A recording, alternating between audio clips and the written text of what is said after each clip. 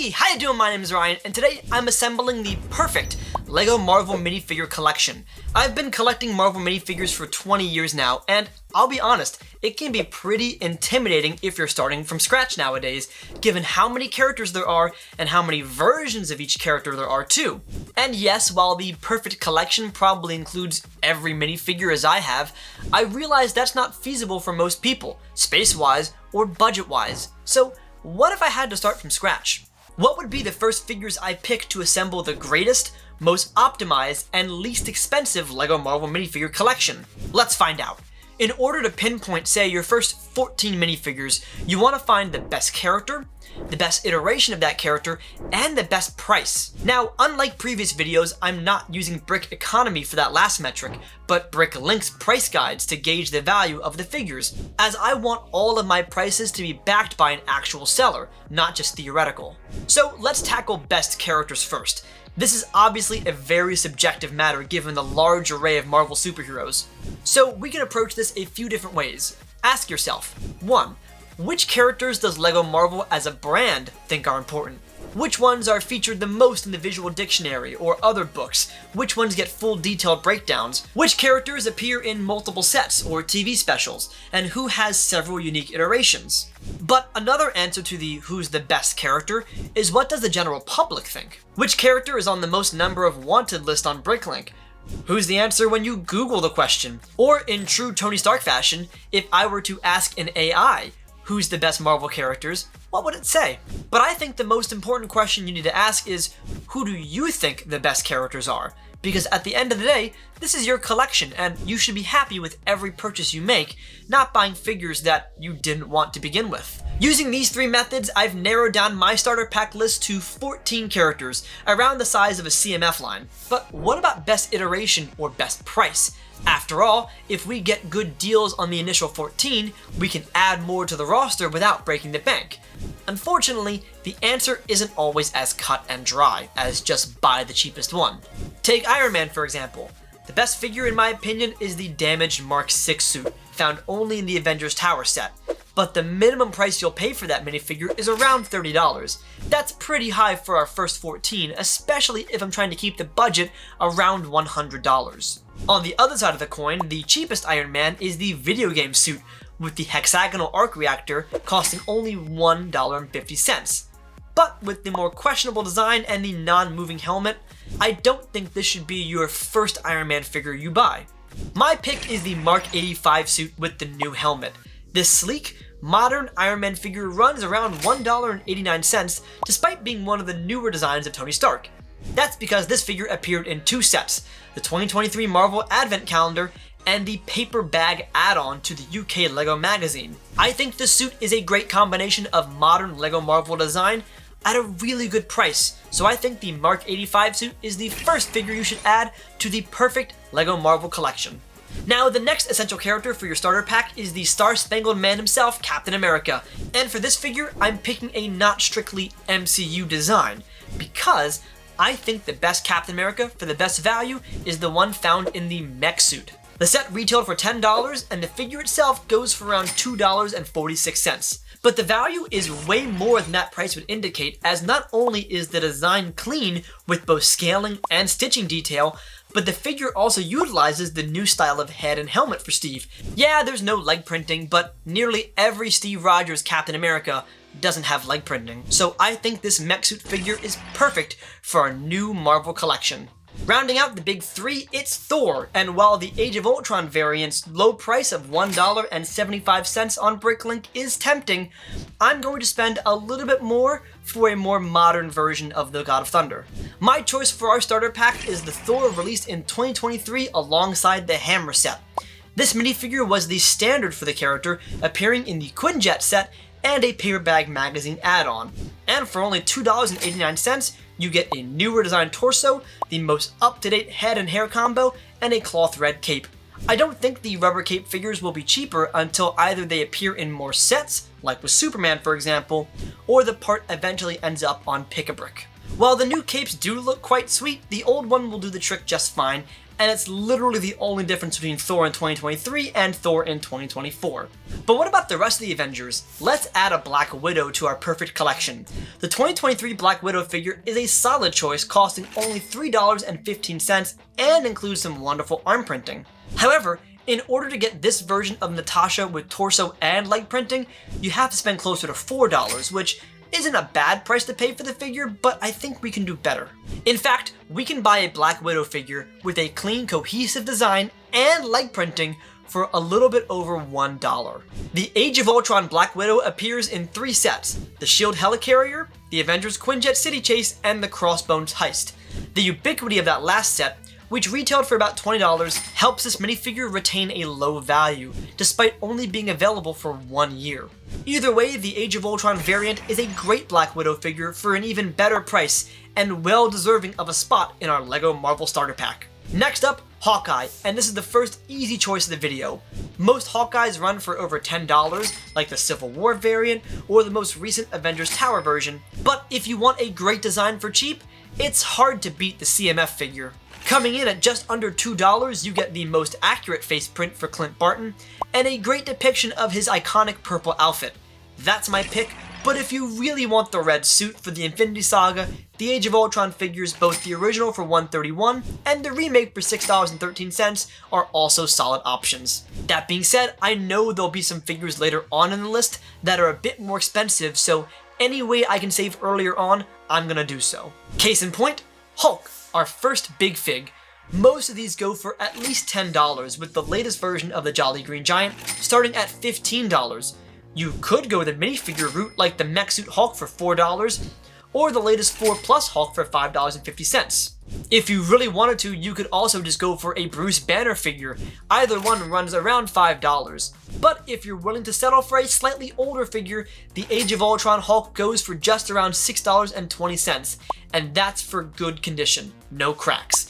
The olive green skin, the bright purple pants, the toe printing, it all makes up for a solid big fig for a surprisingly good price to add to our collection. That about rounds out our main 6, and so far we've only spent $16.33.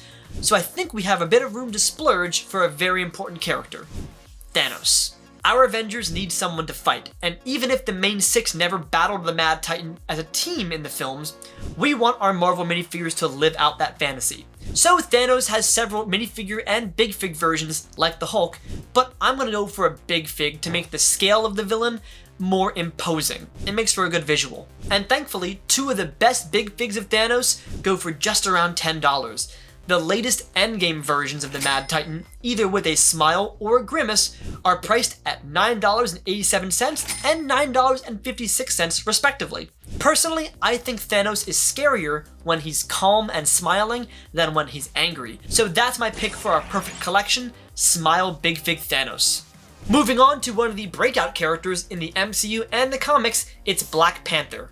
Now to clarify, I'm looking for figures of T'Challa as Black Panther, not Shuri as Black Panther.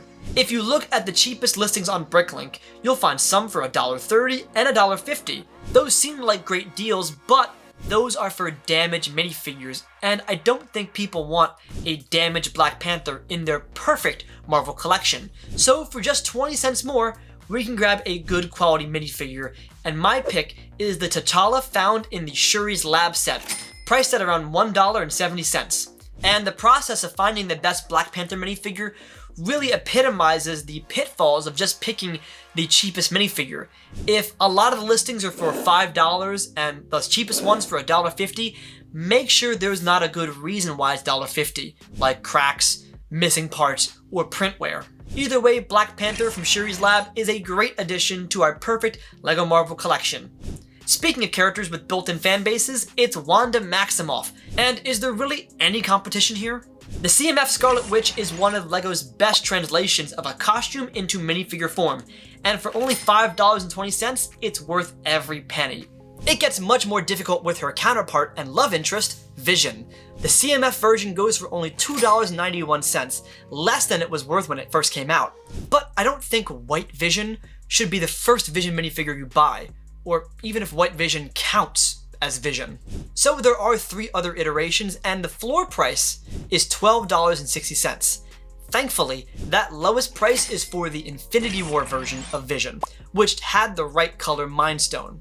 So that's my pick, Infinity War Vision, a solid but certainly pricier version of the character. Let's see if we can be a bit more thrifty with our next figure, Doctor Strange. Now, despite having several different print iterations, Doctor Strange sets have kind of settled in on the Multiverse of Madness figure as the go-to for the past couple of years. From the Gargantos Showdown, to the Sanctum Sanctorum, to the Statue of Liberty battle, to a paper bag add-on, to a portal polybag, this figure is in a variety of sets covering the full gambit of prices, so we can pick him up for only $1.70, which does make up some ground from the pricier WandaVision figures. But what about one of the most popular Marvel characters of all time, Spider-Man? Well, certainly his popularity extends into the LEGO Marvel Universe, as there are over 50 web crawler minifigures. So which one am I picking? The 2017 Homecoming figure is a beautiful depiction of the MCU Spider-Man suit, with bold colors, great print coverage, and best of all, a low price of $2.19. Certainly helps this figure appeared in 4 sets in 2 years, including some cheaper builds. So for mere pocket change, Spider-Man swings his way into my perfect LEGO Marvel minifigure collection. Boom! You're looking for this? Let's get ourselves a War Machine next. The cheapest version of the figure is the Quantum Realm suit, which, yeah, that kinda checks out, but I'm not buying that version though. There are several great suit options from the video game sets, with the giant artillery pieces. Those guys average around $6, but we can do a little bit better. The 2022 Armory figure with the new face mask goes for around $4.50. Now, yes, the newer Iron Man masks aren't universally beloved, but this War Machine would match the Iron Man we already have in our collection, so let's pick up this figure before he turns into a Skrull. One more figure left in our 14 character starter pack, and it's Nick Fury. This classic character was a fan favorite across the entire Infinity Saga, and even after the swing and a miss that was Secret Invasion, I still look forward to every time Nick Fury pops up on screen. As for figures, there hasn't been much innovation since 2019, leading to this figure, without the shirt tail on the legs, running for only $1. So if you're ever on Whatnot or eBay and you see a Nick Fury listed for over $1, you're already paying more than you should. So those are my first picks for our perfect LEGO Marvel minifigure collection, and honestly, it's a solid 14 character CMF line. Our total price so far is $55.19, which is around the average price for a LEGO set these days. However, if you have a little bit more room in your budget, there's a certain team of a-holes that I think certainly deserve a spot in our collection. StarLord has a few interesting figure iterations, from the original version, to the simplified Infinity War jacket, to the remake Volume 1 figure, to the Volume 3 blue suit. But for my pick, I'm going with the exclusive Infinity Saga Benatar figure. The swooshing hairpiece is fantastic, and the black dual molding on the legs elevates this figure rather nicely. For $5, it's an easy add to the perfect collection. Next up is the deadliest woman in the galaxy, Gamora, and there really isn't a bad choice here. The CMF gold armor looks great and is the cheapest for just around $2.50, but if you're looking for a Gamora on the Sacred timeline, the best pick in my opinion is the one with the brown jacket.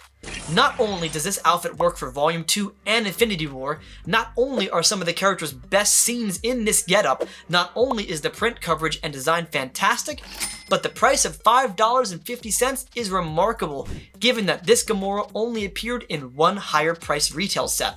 Another really solid addition to our collection for a rather surprising price. I love when that happens. But now we reach one of the hardest figures to add, Drax, because if you want the most iconic look for the character, you're going to pay a hefty price. Well, hefty relative to the rest of the list. Sure, you can grab the holiday figure for $1.40 or a Volume 3 suit for $5, but the Tattoo Destroyer just looks better in gray than in dark green in my opinion, so the cheapest version as of now is the newest one from the large-scale Milano set. At $20, it's the most expensive figure in this starter pack so far by a good chunk of change, but I think we can fit him into our collection so long as we don't break the bank with any of our other figures. Moving on to Rocket Raccoon, and thankfully we can grab a recent version of this hero for around $3.30 with the Guardians 1 Remake minifigure.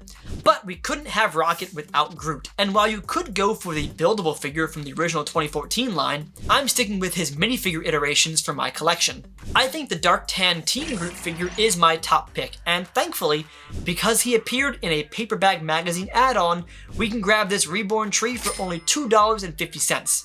And these last two great finds have left just enough room in the budget for one more addition, Nebula.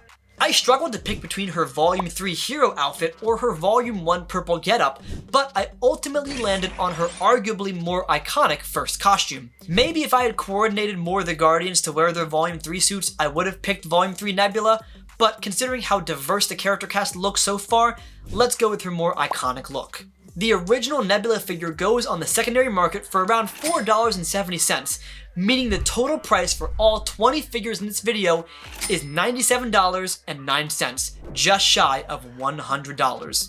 So those are my first picks for what I'm calling the perfect LEGO Marvel minifigure collection, starting with either $50 or $100. Now, obviously, any collection you find joy in is the perfect collection, whether it has 6 figures, 20 figures, or 680 figures. And as always, if you like this video, be sure to subscribe to the channel, and thanks for watching.